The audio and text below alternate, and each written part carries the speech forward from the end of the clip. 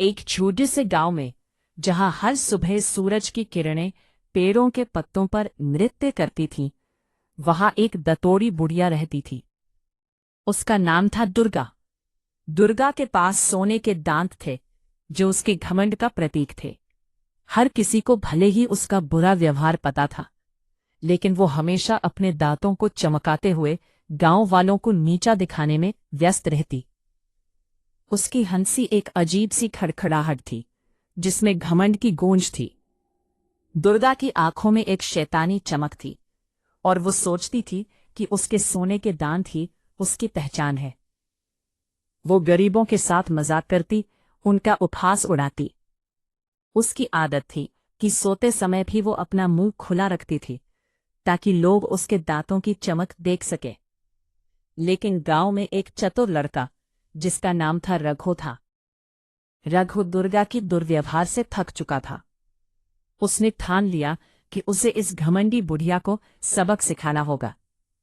एक रात चांद की हल्की रोशनी में, जब दुर्गा गहरी नींद में खर्राटे ले रही थी, रघु चुपके से उसके घर में घुसा। उसके हाथ में एक छोटा सा हथौड़ा था और उसके दिल में एक योजना। उसने सावधानी से निशाना बनाया। दुर्गा की सोती हुई आंखों के सामने उसने हल्का लेकिन जोर का प्रहार किया, और उसके कीमती सोने के दांत तोड़कर वहां से भाग गया।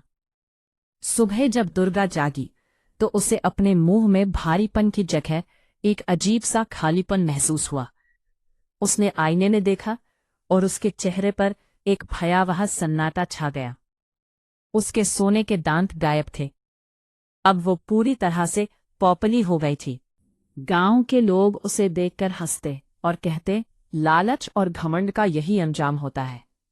दुर्गा ने अपने दांतों के खोने के बाद अपनी पूरी जिंदगी उस लड़के को ढूंढने में बिता दी, जो उसे उसकी खुद की घमंड की कीमत सिखाने आया था।